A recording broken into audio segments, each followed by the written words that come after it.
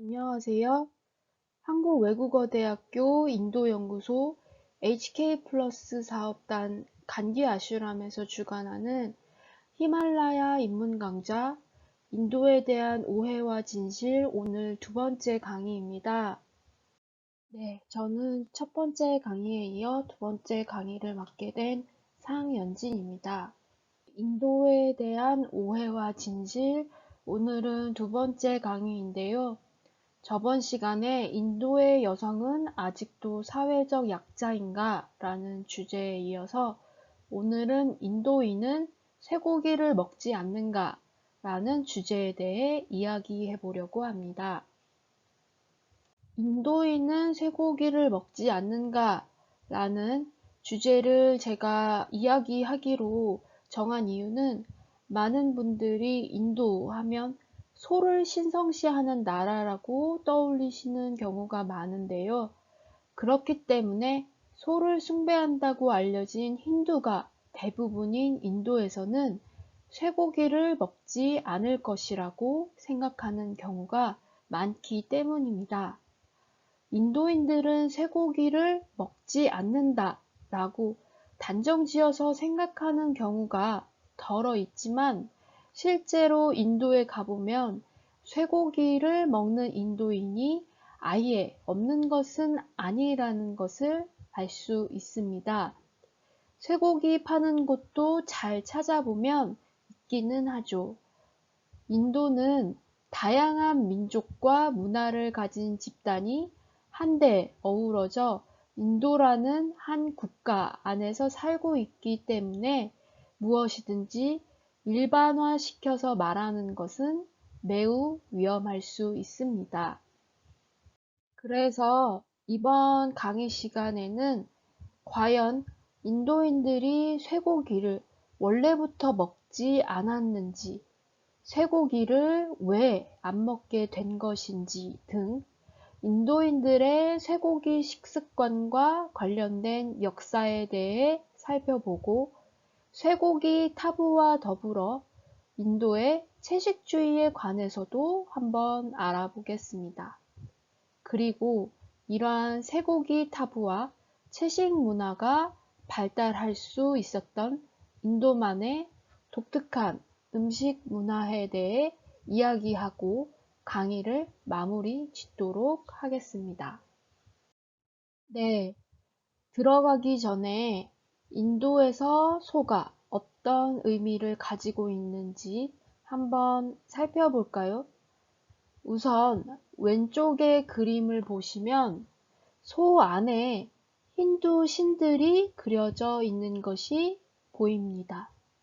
소의 몸 안에 신들을 그린 걸 보니 암소의 신성성이 깃들여져 있다는 것을 표현하고자 하는 것 같습니다. 인도는 소를 숭배한다고 잘 알려져 있지만 아이러니하게도 2015년 기준 세계 최대 쇠고기 수출국입니다. 소들 중에서 물소는 수출이 허용되는데 인도 물소가 가격 면에서 경쟁력이 있어서 인기가 있다고 합니다.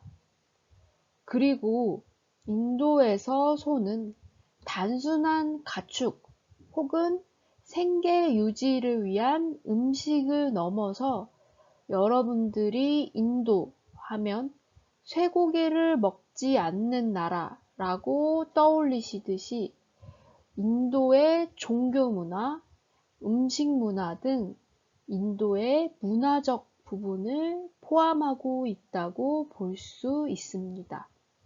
즉, 힌두들의 암소 숭배 문화라든지 쇠고기 육식 행위를 타부라고 생각하는 것 등이죠.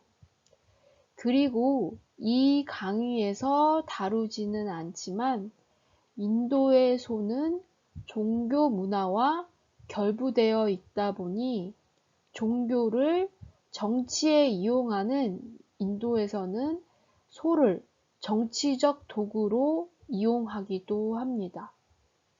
그래서 소는 인도에서 단순한 동물 이상의 지위와 의미를 갖는 것이 사실이기는 합니다. 인도에서 암소를 숭배하게 된 중요한 이유는 무엇일까요? 암소가 인도에서 어떠한 신성성을 가졌기 때문일까요? 인도를 신비하고 종교적인 나라라고 인식하는 경향이 있어서 동물에게도 신성성을 부여하는 거라고 생각하실 수도 있겠지만 사실 암소가 숭배의 대상이 된 이유는 간단합니다. 바로 암소의 유용성 때문이었습니다. 암소는 농촌에서 농사 일을 하는 데 쓰이고 우유를 제공하며 암소의 똥과 오줌이 연료로 쓰일 수 있고 죽은 뒤에는 가죽까지 쓸 수 있어서 뭐 하나 허투루 빼지 않고 아주 유용하게 쓰일 수 있기 때문입니다. 특히나 농촌에서는 이러한 소를 가지고 있는 것이 아주 큰 재산이 되죠. 그렇기 때문에 암소 숭배 사상도 자연스럽게 생겨났다고 볼 수 있습니다. 이 부분은 뒤에서 좀 더 자세하게 이야기하도록 하겠습니다.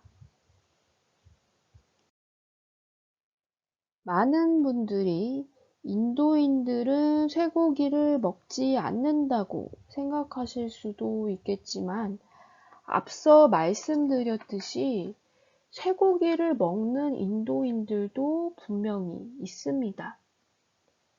인도에는 다양한 종교와 민족이 있기 때문이죠. 인도에서 가장 주류 종교인 힌두교에서는 쇠고기를 먹는 비율이 아주 적습니다. 하지만 이 힌두들 중에서도 쇠고기를 먹는 사람들도 분명히 있습니다. 흔히 불가촉 천민이라고 하는 집단이죠. 여기 표를 보시면 왼쪽에는 그룹이라고 되어 있고 밑에 종교 집단들이 나와 있습니다. 한번 살펴볼까요?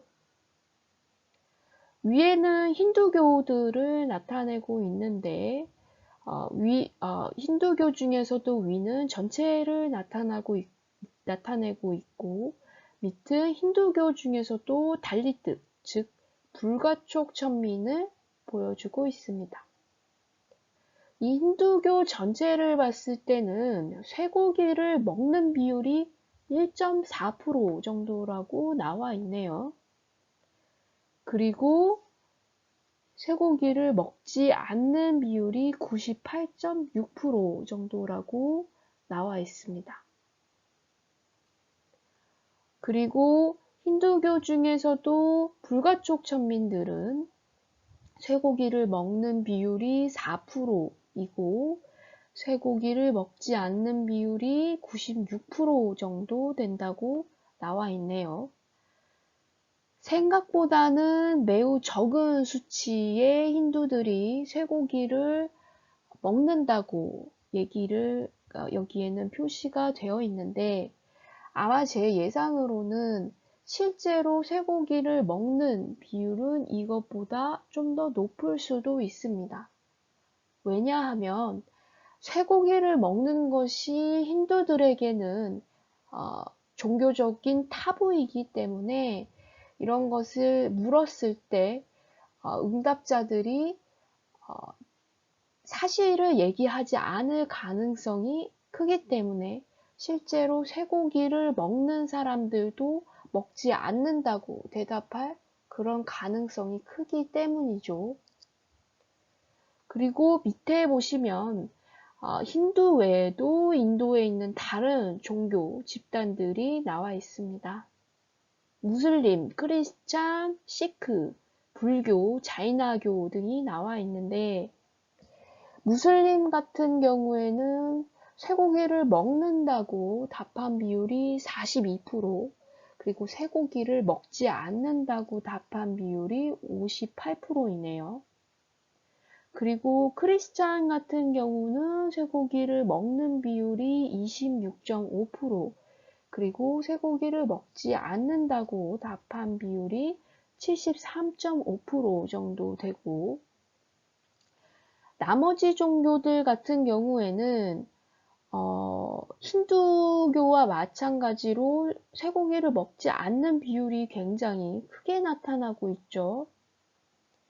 이 나머지 종교들 같은 경우에는 쇠고기를 먹지 않는 비율이 굉장히 큰 이유는 이들 역시 힌두교에서 파생한 그런 종교이기 때문에 인도에서 생겨난 종교이므로 이 힌두교의 영향을 상당히 많이 받았다고 할 수 있기 때문에 불살생을 주장하는 그런 종교 집단들이고, 그렇기 때문에 쇠고기 섭취 비율이 높지 않은 반면에 이슬람이나 크리스찬 같은 경우에는 외국에서 유입된 그런 종교이기 때문에 상대적으로 이 인도에서 생겨난 종교들에 비해서는 쇠고기를 먹는 비율이 훨씬 높다고 볼 수 있겠습니다. 그렇다면 인도에서 암소 숭배 사상은 언제부터 어떤 식으로 점점 발전하게 된 것일까요? 그리고 이것이 어떻게 인도에서 쇠고기 타부 문화를 탄생시킨 걸까요? 이러한 쇠고기 타부 문화와 인도의 채식 문화는 어떻게 연결되어 발전한 것일까요? 이러한 질문들에 답해보며 강의를 전개해 나가도록 하겠습니다. 인도의 고대 역사가 시작되는 기원전 1500년경에 중앙아시아에서 이란을 거쳐 인도 서북부 인더스강 유역으로 이주한 아리안들은 유목민이었습니다. 현재 인도를 구성하는 주류 민족 중의 하나이죠. 이 아리아인들은 주로 말이나 암소를 유목하면서 살았는데, 그 중에서도 암소는 우유와 고기를 제공해주고 작물 경작과 짐을 운반해주는 등 다양한 용도로 이용되었기 때문에 농촌에서 중요한 재산으로 인식될 수밖에 없었습니다. 암소를 얼마나 가지고 있느냐가 재산을 계산하는 척도였던 것이죠. 이렇게 암소가 삶에서 매우 필요한 존재이다 보니 암소 확보를 위해 전쟁도 했었죠. 이 시대의 가장 유명한 신인 인드라 신의 임무가 바로 암소를 많이 빼앗아 오는 일이었습니다. 그리고 이 시대 브라만의 임무는 암소를 많이 확보할 수 있도록 제사를 성대하게 치르는 것이었습니다. 이 시대에 암소가 얼마나 중요한 자원이었는지는 이 시대의 암소고가 여러 관념에 나타나는 사례들을 보시면 이해하기 쉽습니다. 부자는 고마뜨라고 불렸는데, 이는 바로 암소를 가진 자라는 뜻을 가지고 있습니다. 전쟁은 가위슈티라고 했는데, 이는 암소를 열렬히 찾는 행위를 뜻합니다. 딸은 두휘뜨르라고 불렀고, 이는 우유를 주는 자를 뜻했다고 하네요. 그리고 씨족은 고뜨라라고 했고, 이는 시조 공동 소유의 암소를 가두어 놓는 곳을 의미했습니다. 그리고 손님은 고그나라고 불렀는데, 이는 암소를 죽이는 자를 의미했다고 하죠. 이 당시에는 귀한 손님이 오시면 손님을 접대하기 위해 암소를 도살했기 때문이었습니다. 이처럼 암소는 인도의 고대부터 무엇보다 가장 중요한 자원이자 재산이었다는 것을 알 수 있습니다. 암소 숭배 사상의 기원을 살펴본다면 앞서 살펴본 것처럼 암소가 경제적 유용성이 매우 큰 존재였다는 것이 매우 중요한 원인 중 하나가 되었음을 짐작하실 수 있을 것입니다. 리그베다 시대 아리안들이 암소와 말을 유목했고, 이들은 인도 고대 시대에 행해지던 희생제사의 제물로도 바쳐졌죠.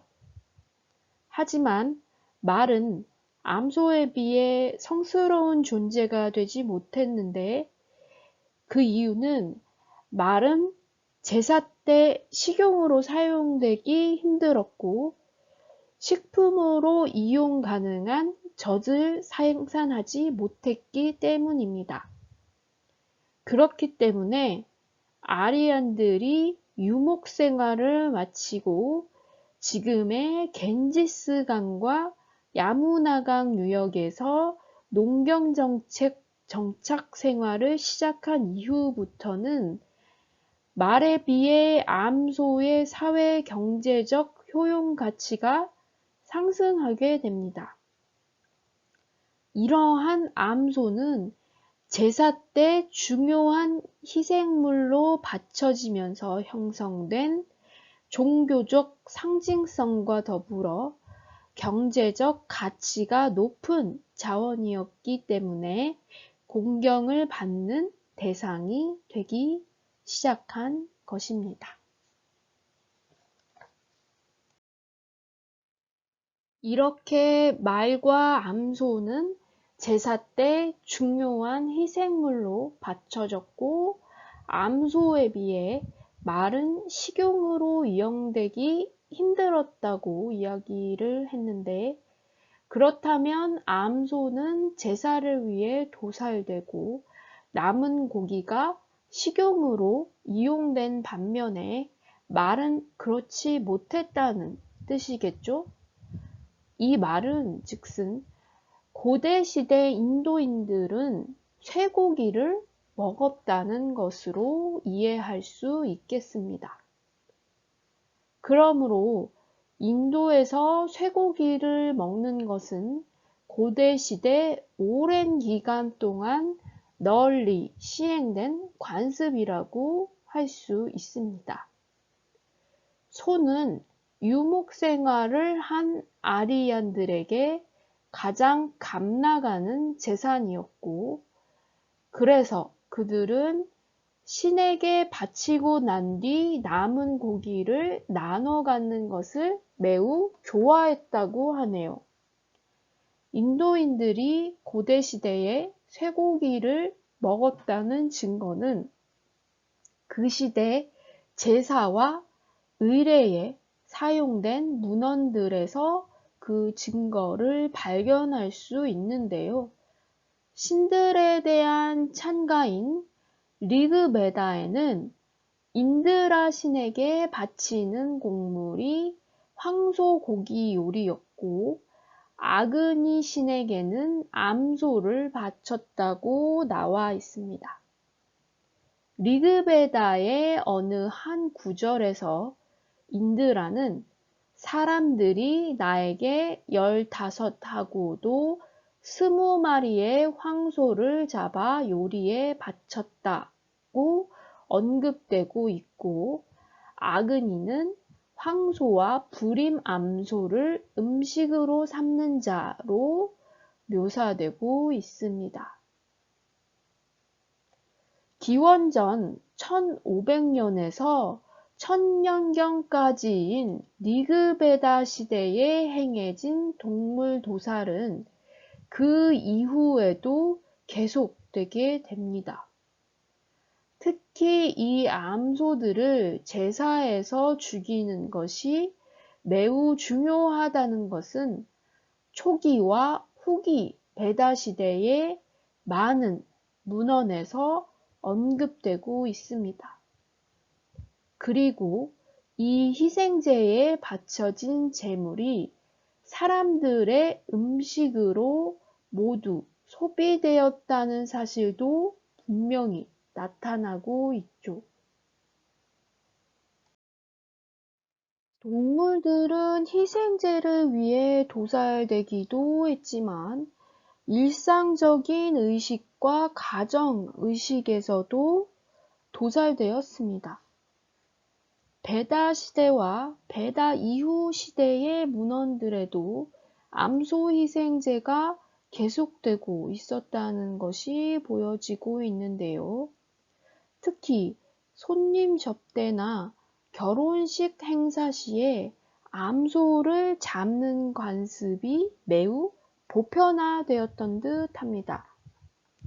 후기 베다 시대의 아이따레야 브라흐마나라는 문헌에서는 사람들을 다스리는 자 혹은 어느 누구라도 모실 만한 분이 손님으로 자기 집을 방문하면 집주인은 황소나 암소를 잡는다라고 쓰여져 있습니다.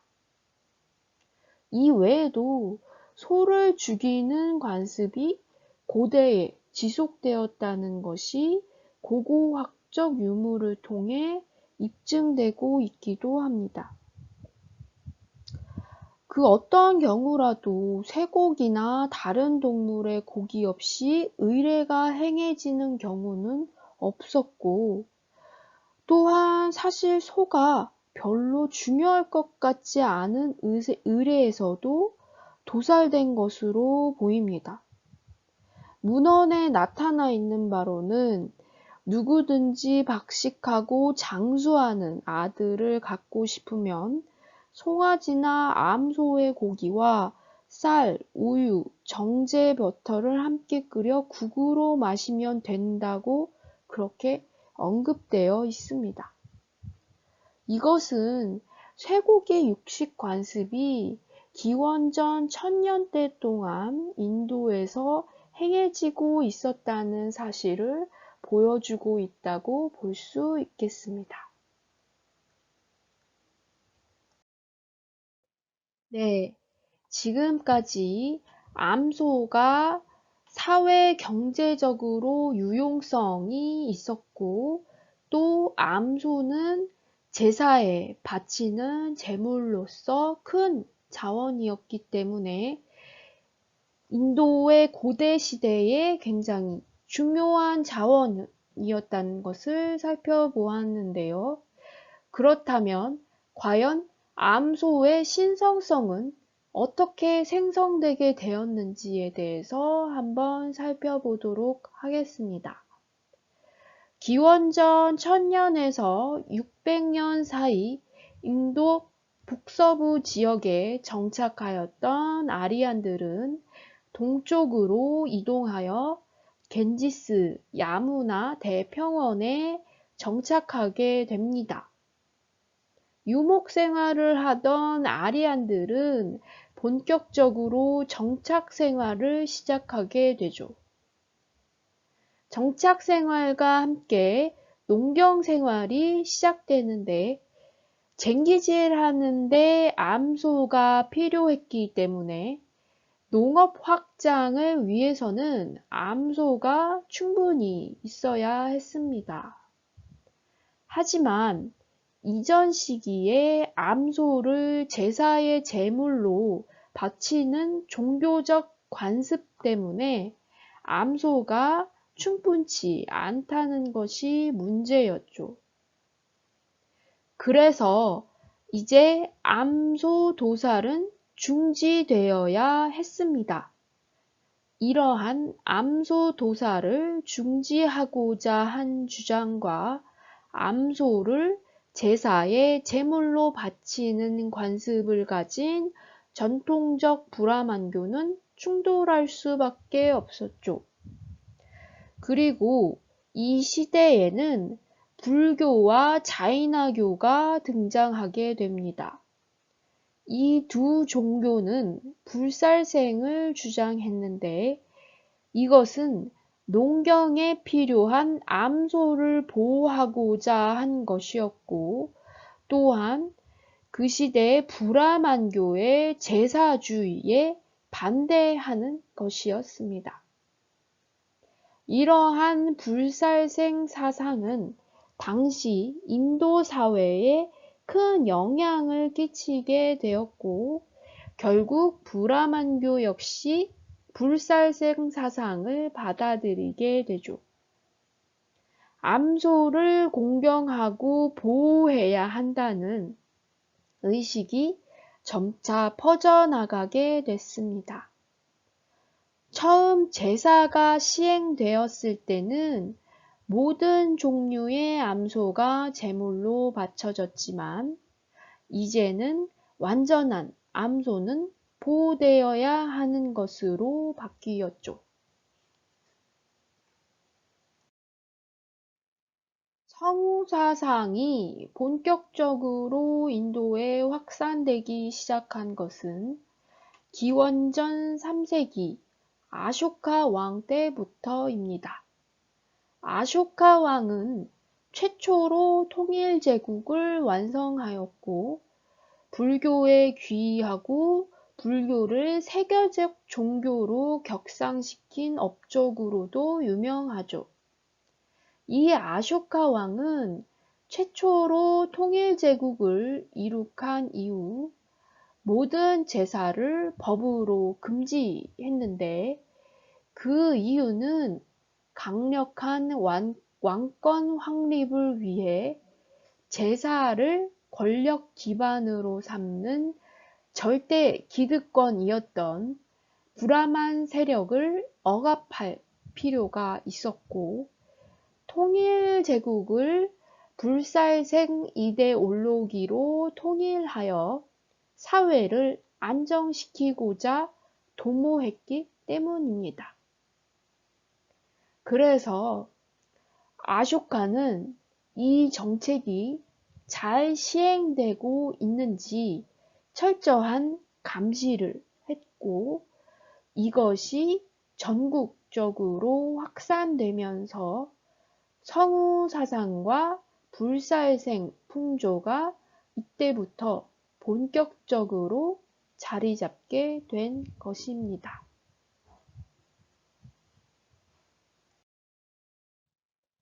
중세 이후에는 본격적으로 암소를 신성시하는 성우 사상이 확립되고 채식주의가 발달하게 됩니다. 중세의 힌두교 성전 문학인 뿌라나에서는 암소 숭배가 힌두교의 매우 중요한 요소로 자리 잡았음이 나타나고 있습니다. 암소와 관련된 일이 상서로운 징조로 인식되게 된 것이 보여지고 있는데요. 예를 들면 자신에게 다가오는 암소를 보는 것이나 암소의 뒷모습을 보는 것은 상서롭고 기란 조짐이라고 언급됩니다. 이 외에도 새끼를 키우고 있는 어미 암소는 반드시 쓰다듬어 주어야 하고 일을 하러 나갈 때는 반드시 반려묘인 다히나, 소똥을 만지고 나가야 한다고 되어 있습니다. 암소를 발로 차는 것은 대죄이고 암소를 죽이는 자나 쇠고기를 먹는 자는 윤회에 큰 영향을 끼친다는 사상이 퍼지게 되죠. 또한 암소의 여러 부분들이 성화되기 시작했습니다. 또 암소가 성화되면서 그 몸의 각 부분이 신과 연결되기도 합니다. 똥에는 락시미, 가슴에는 스칸다, 이마에는 쉬바, 혀에는 사라스와티 등 아까 우리가 살펴보았던 소의 몸에 신들이 그려진 그 사진들처럼 말이죠.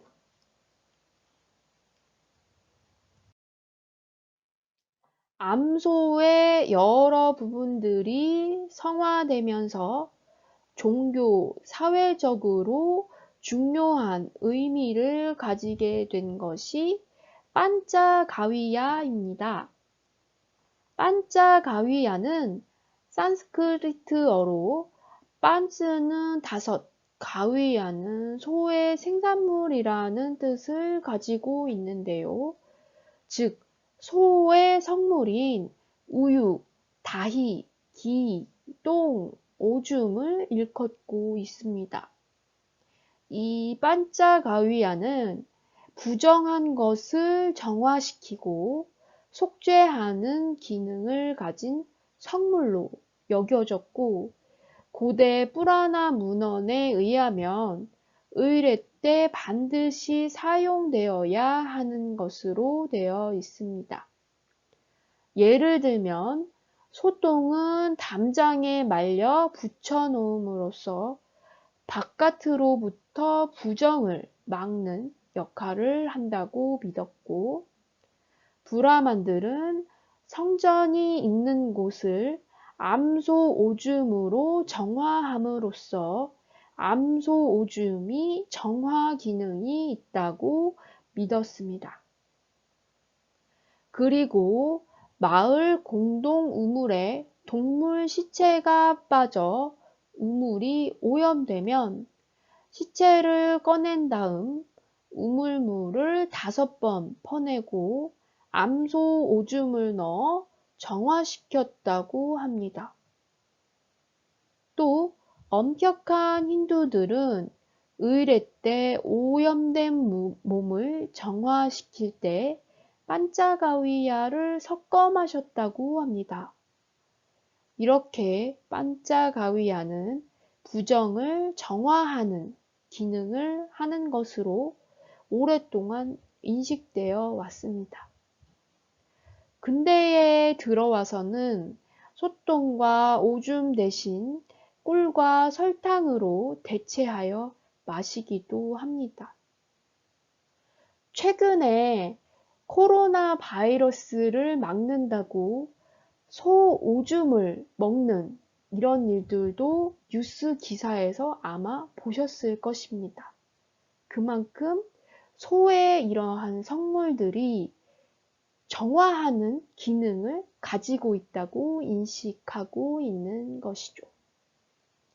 판차가위야 가운데 우유와 우유를 발효시킨 다희, 그리고 우유로부터 만들어진 정제 버터인 기는 음식에 관한 타부와도 밀접한 관련을 가지고 있고 카스트 위계를 결정짓는 중요한 요인이 됩니다. 이러한 우유와 다희, 기는 인도의 많은 음식에 쓰이고 있습니다. 이 우유, 다희, 기가 들어갔느냐 아니냐에 따라서 힌두 음식은 크게 둘로 나눌 수 있는데요. 다희나 기가 들어가지 않고 물을 넣고 만든 음식을 까짜라고 합니다. 불완전하다는 뜻이죠. 정화할 수 있는 우유, 다희, 기가 들어가지 않았으므로 오염되기 쉽고 부정타기 쉬운 음식입니다. 따라서 이 음식을 주고받을 수 있는 관계는 규제되어 있는데 자신보다 높은 카스트와 비슷한 카스트로부터만 음식을 받을 수가 있습니다. 밥이나 짜파티 같은 음식이 여기에 속합니다. 두 번째는 기와 다이가 들어간 음식으로 빠까라고 부릅니다. 우유, 기, 다이로 인해 정화되고 쉽게 오염되지 않는 음식이죠. 오염되기 쉽지 않기 때문에 음식을 주고받는 데에 엄격한 규제가 없어 마을 공동축제나 여러 사람이 모이는 향연, 여행, 손님 접대 시 내놓을 수 있는 음식입니다. 밀가루 반죽을 기에 넣고 튀긴 뿔이나 우유를 넣고 만드는 단과 음식이 여기에 속합니다.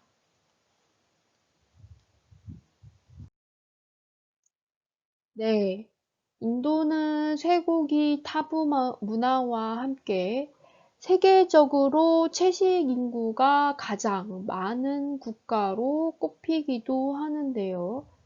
이 채식주의가 인도에서 발달하게 된 역사는 쇠고기 타부 문화 발달과도 연결되어 있습니다. 한번 채식 문화가 어떻게 형성되었는지 알아볼까요?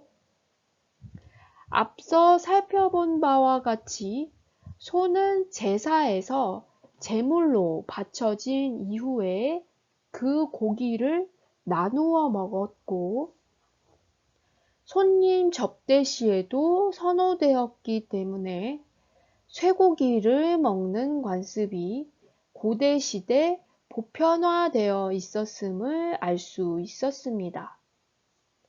그러나 농경 정착 문화로 접어들면서 소가 주는 경제적, 사회적 이익의 중요성에 대한 인식이 커지게 되죠.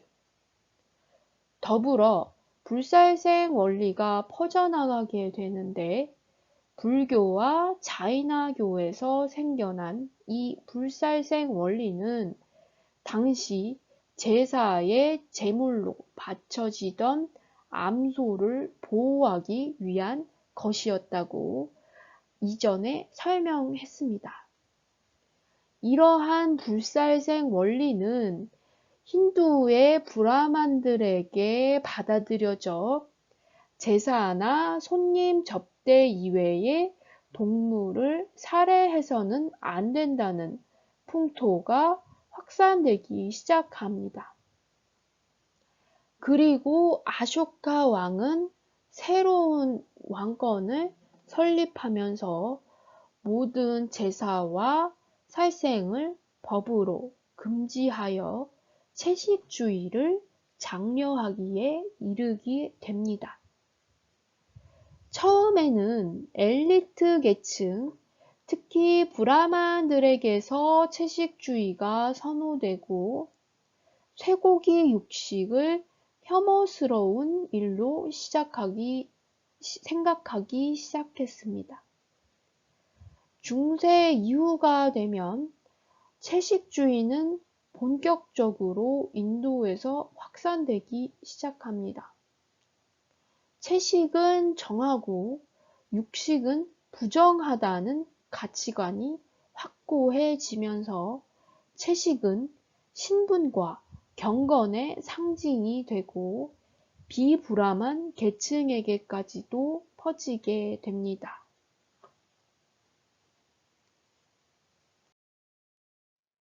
네, 지금까지 쇠고기 타부와 인도의 채식 문화가 어떻게 생겨나고 발전되어 왔는지에 대해 살펴보았는데요. 인도는 이처럼 음식이 단순히 인간의 생명을 유지하고 즐거움을 주는 문화만이 아니라 음식에 따른 제한과 규율도 있고 음식에 따라 계층화도 나타나는 것을 볼 수 있습니다. 인도만의 독특한 음식 문화라고 할 수 있겠죠. 인도의 음식에 대한 계율은 위계질서의 위치, 즉 인도의 카스트에 따라 달라진다고 할 수 있는데요. 카스트의 위치가 높을수록 음식에 대한 규율을 엄격하게 지키고 또 지켜야만 합니다. 왜냐하면 카스트의 위치가 높아질수록 정한 위치이고 따라서 정함을 유지해야 하기 때문에 그렇고, 반면에 카스트가 낮아질수록 부정하고 따라서 정함을 유지하기 위한 규율들을 지키기 위해 노력할 필요가 굳이 없는 것이죠. 이렇게 정 개념을 유지하기 위해서는 음식에 대한 4가지 규율을 준수해야 하는데요. 첫째로, 어떤 종류의 음식이 섭취되는지, 즉 정한 정도에 따른 음식이 있는데 쇠고기를 먹지 않고 채식을 할수록 정한 것이고 높은 카스트들의 음식 문화라고 할 수 있습니다. 그리고 앞서 살펴본 대로 음식이 어떻게 조리되는지도 중요합니다. 소의 생산물인 우유, 다희, 기가 들어간 음식과 아닌 음식이 구분된다고 했었죠. 그리고 그것을 요리하는 사람이 누군지도 중요합니다. 자신보다 높은 카스트인지 낮은 카스트인지 비슷한 카스트인지에 따라 음식을 받을 수 있고 없고가 정해지기 때문이죠. 그리고 마지막으로 음식이 완성된 후 누구와 함께 먹는지도 음식 문화에서 중요하게 지켜져야 할 규율입니다. 이 음식을 함께 먹는 집단이 바로 같은 카스트 집단끼리만 가능하기 때문입니다.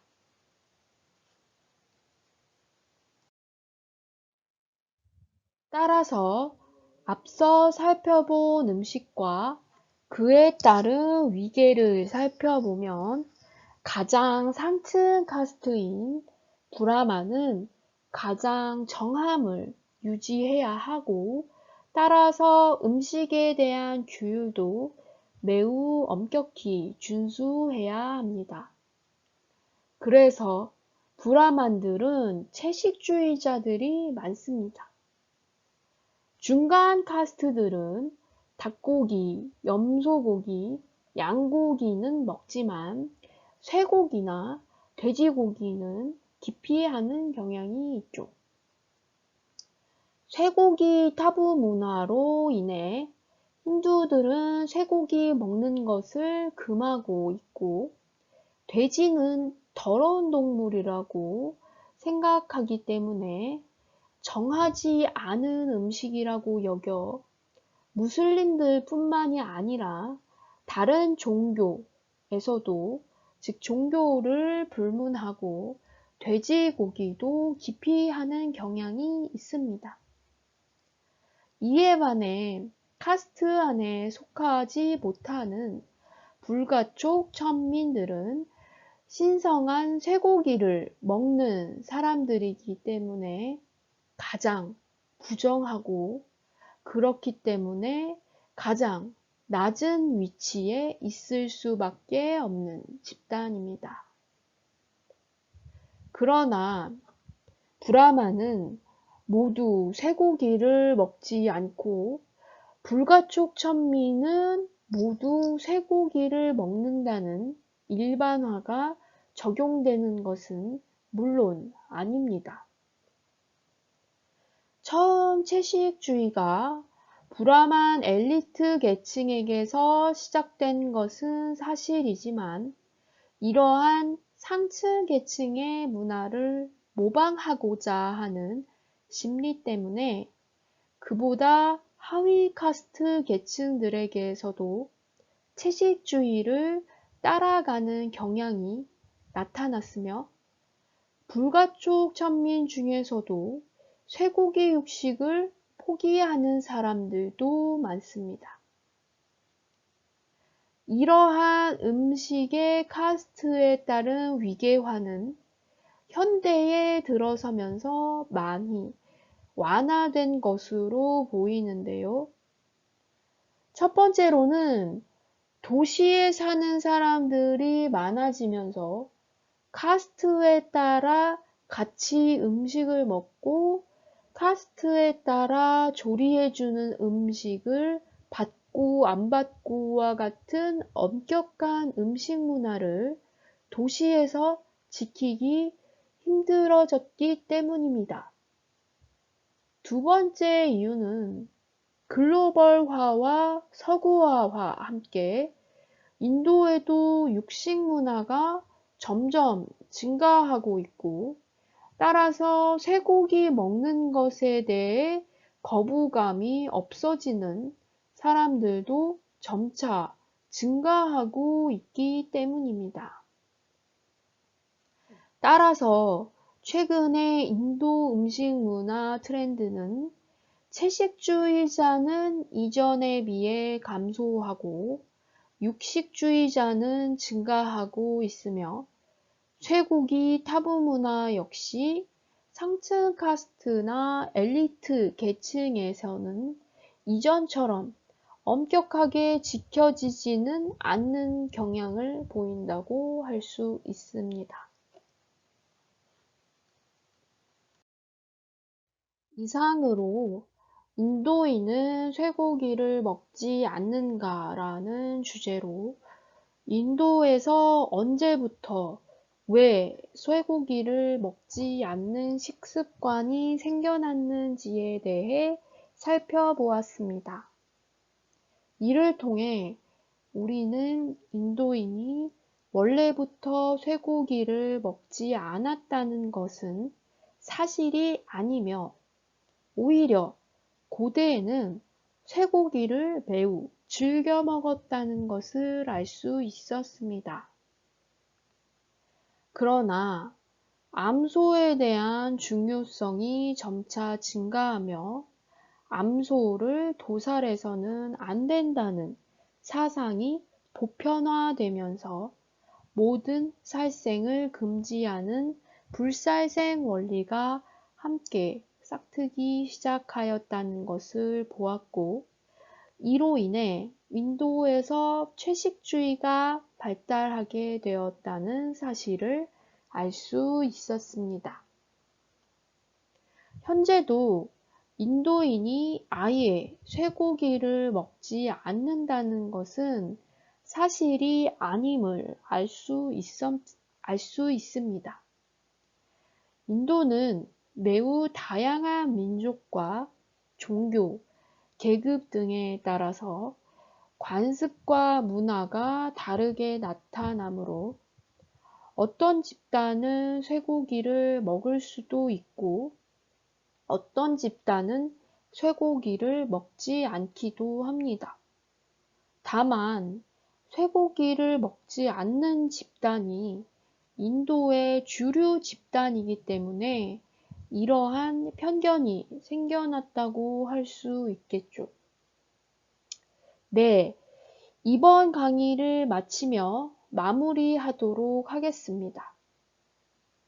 제가 인도에 대한 오해와 진실이라는 강의를 통해 전달하고 싶었던 메시지는 인도라는 나라는 단일하고 일반화된 시각으로 바라볼 수 없다는 것입니다.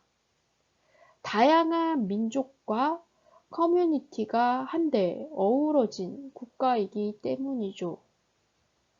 다수에게 해당될 수는 있겠지만 모두에게 적용될 수 있는 이야기는 없겠죠. 이상으로 인도에 대한 오해와 진실 강의를 마치겠습니다.